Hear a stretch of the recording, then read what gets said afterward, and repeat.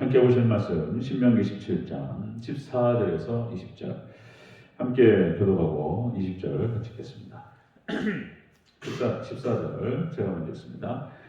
네가 네 하나님 여호와께서 내게 주시는 땅에 이르러 그 땅을 차지하고 거주할 때에 만일 우리도 우리 주위의 모든 민족들 같이 우리 위에 왕을 세워야겠다는 생각이 나거든.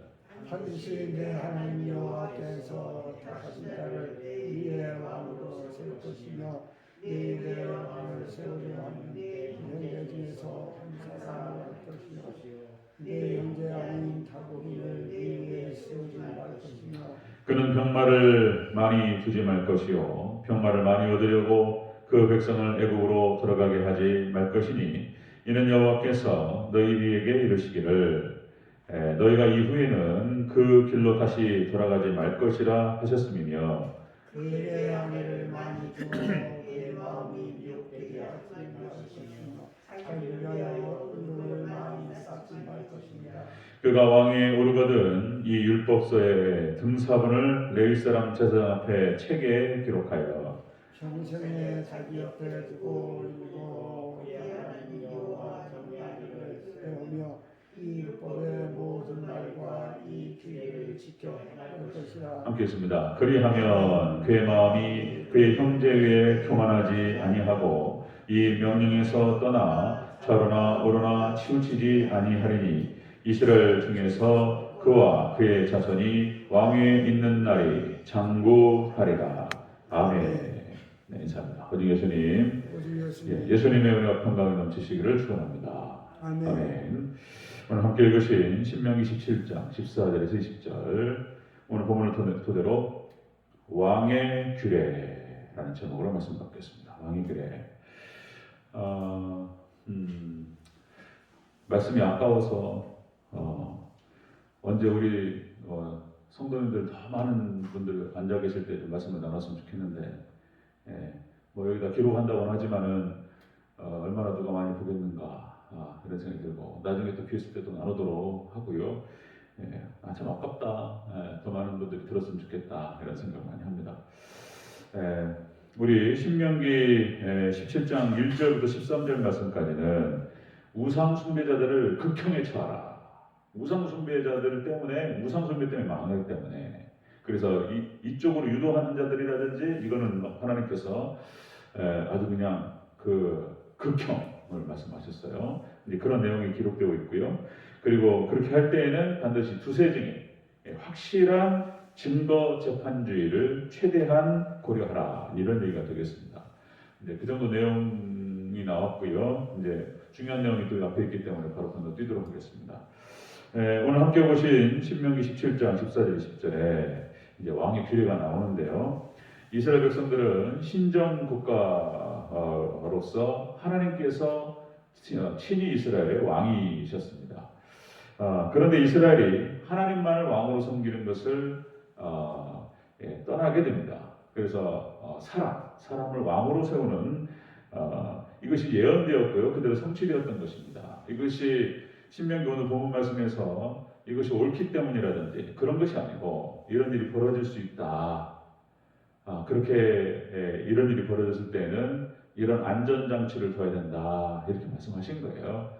옳은 것이 아닙니다. 이렇게 안 갈수록 좋은 거예요. 안 갈수록. 자, 인간이 왕이 되면 결국 망하는 길로 가게 된다는 것입니다.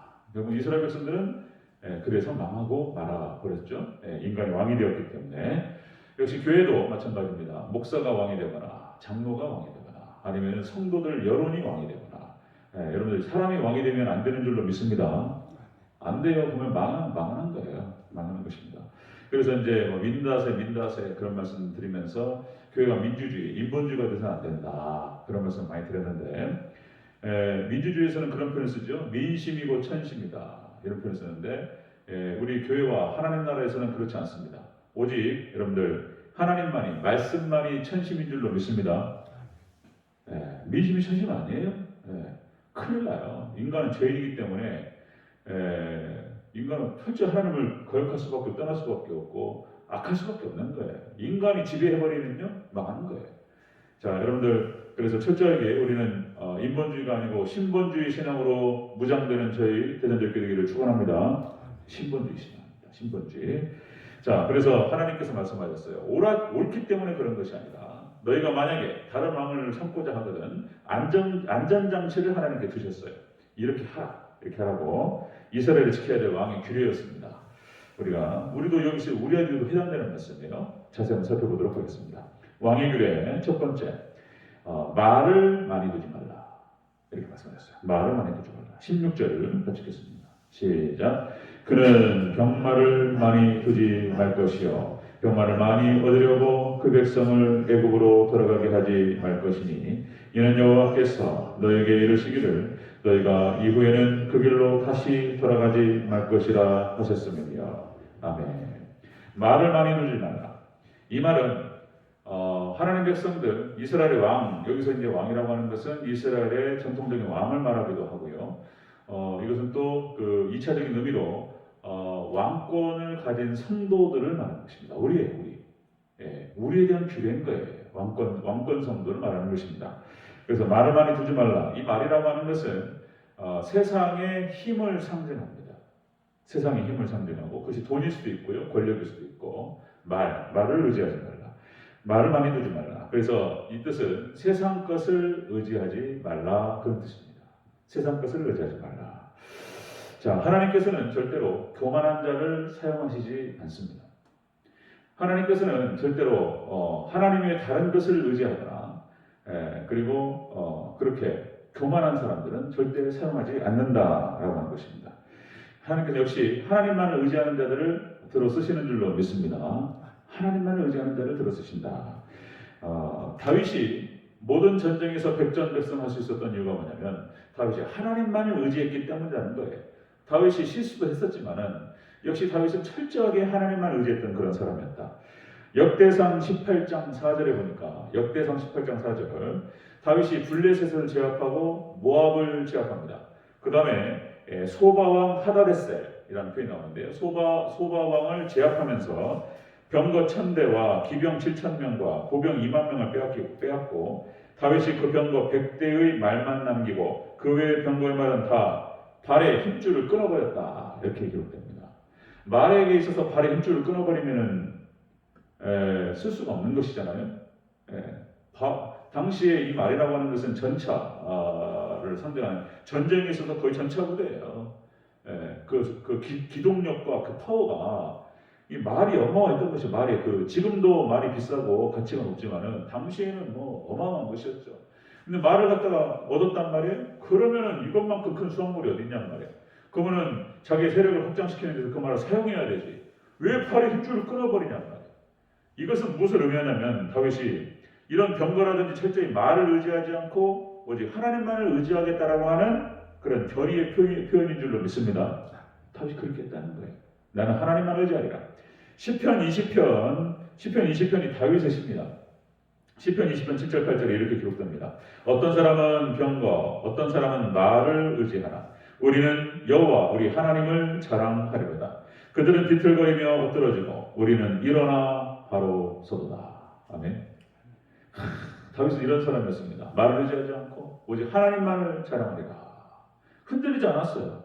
다윗이 왕이 되어서 많은 나라들을 갖다가 정복시키고 쫙 확장시키는 가운데에서 그 중심을 흐트리지 않았습니다.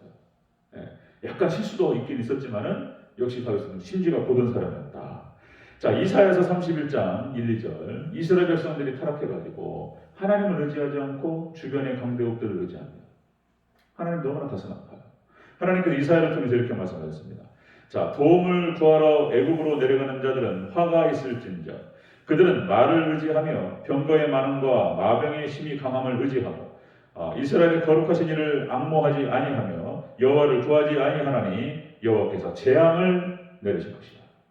하나님의 다른 것을 하나님 백성들이 하나님의 다른 것을 더 의지하거나 이렇게 그런 것들을 더 바라보거나 이러면은 하나님께서 재앙을 내리시겠다 이런 말씀을 하셨습니다. 자, 고린도후서 12장 1절에 11절 말씀에 그런 말씀이 나옵니다. 사도 바울이 육체의 가시를 하나님 이것을 벗겨주시옵소서 이렇게 세 번을 구했는데 하나님께서 들어주시지 않으셨습니다.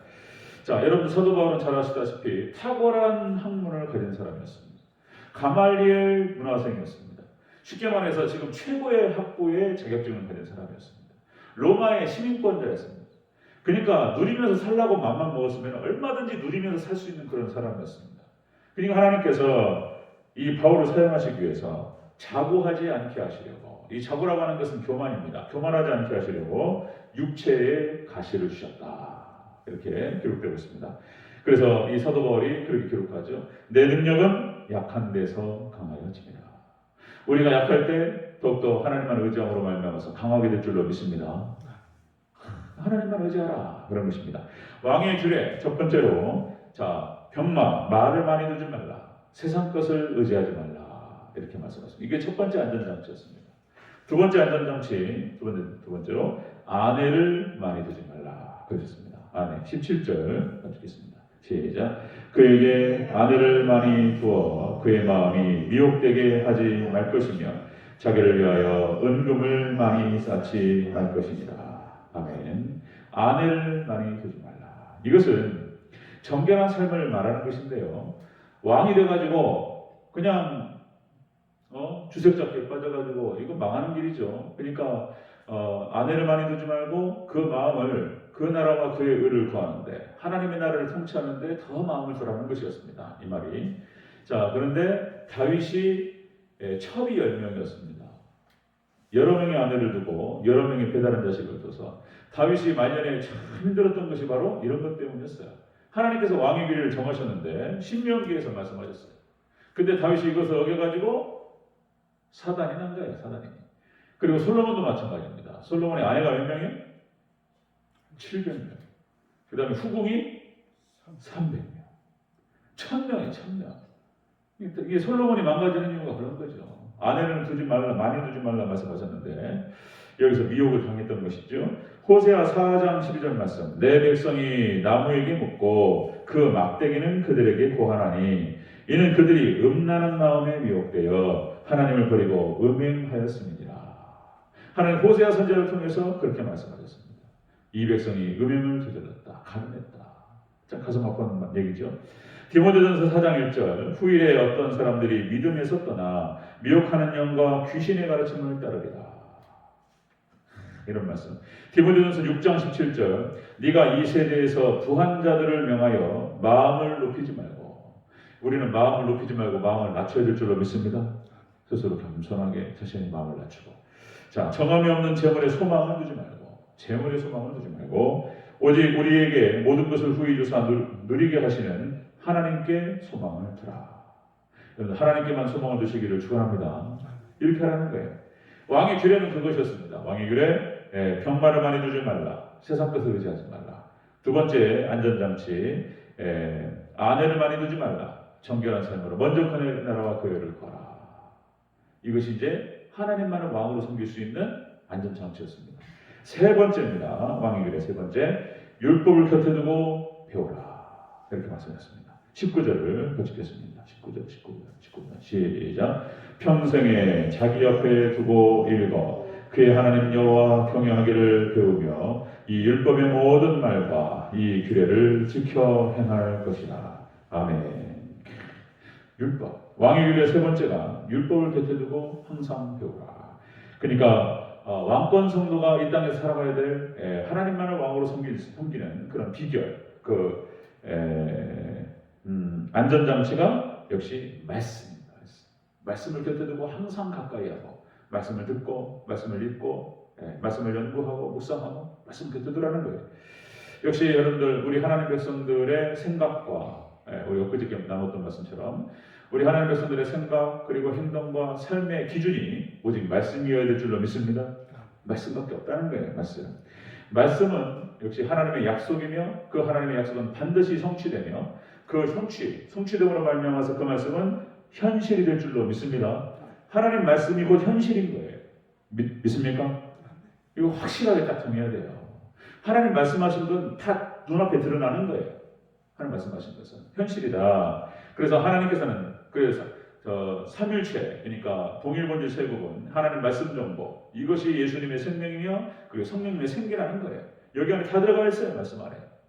이것이 하나님의 놀라우신 축복을 받을 수 있는 비결이었다는 것입니다. 오직 하나님만을 왕으로 섬기고 그러므로 말미암아서 복받는 길이었다는 것입니다. 또 제가 또 읊어야 돼요. 여호수아 1장 8절 승리의 길과 형통의 길과 복된 길이 무엇인가? 여호수아에게 말씀하셨죠. 좌로나 오로나 치우치지 말라. 말씀을 따라 쭉 걸어가는 것입니다. 이것이 승리의 길이고 형통의 길이고 복된 길이다. 시편 1편 1, 2절 말씀. 복 있는 사람 같이 한번 읽겠습니다. 시작. 복 있는 사람은 악인들의 꾀를 따르지 아니하며 죄인들의 길에 서지 아니하며 오만한 자들의 자리에 앉지 아니하고 오직 여호와의 법을 즐거워하여 그 율법을 주야로 묵상하는구나. 그는 시냇가에 심은 나무가 철을 따라 열매를 맺으며 그 잎사귀가 마르지 아니함 같으니 그가 하는 모든 일이 다 형통하리로다. 아멘. 시편 1편 복 있는 사람 말씀밖에 없는 거예요. 말씀. 세 번째가 왕의 규례예요. 왕의 규례. 말씀을 늘 항상 곁에 두고 말씀을 듣고 말씀을 연구하고 말씀 앞에 항상 매이는 것. 이것이 복받는 길이라는 것이었습니다. 신명기 28장, 레위기 26장 순종의 복과 불순종의 저주 이런 말씀. 쉐마 이스라엘아 들으라. 쉐마의 말씀. 이런 거예요. 자, 신명기 4장 40절 오늘 내가 네게 명령하는 여호와의 규례와 명령을 지키라. 너와 네 후손이 복을 받아 내 하나님 여호와께서 내게 주시는 땅에서 한없이 오래 살리라. 말씀이에요, 말씀. 자, 여러분들 다시 말씀드리면 왕의 규례라고 하는 것은 역시 인간은 왕으로서 어쩔 수 없이 그들의 죄악 때문에 하나님만을 왕으로 섬기는 것을 거부하고 인간을 왕으로 세웠다 할지라도 안전장치를 주셨다는 거예요. 그래서 그 안전장치는 역시 하나님만을 왕으로 섬길 수 있는 안전장치였습니다. 이것이 바로 하늘의 신령한 복과 땅의 기름죽을 복을 계속적으로 받을 수 있는 비결이었어요. 그 세 가지가 바로 이것입니다. 말을 많이 두지 말라. 세상 것 의지하지 말고 아내를 많이 두지 말라. 정결한 삶을 살아가는 것이며 먼저 그의 나라와 그의 의를 거라. 그다음 세 번째 역시 말씀을 곁에 두고 늘 가까이 하라. 이렇게 말씀하셨습니다. 여러분들 왕의 규례를 따라서 승리하는 저와 여러분 되시기를 주로 축원합니다. 기도하겠습니다.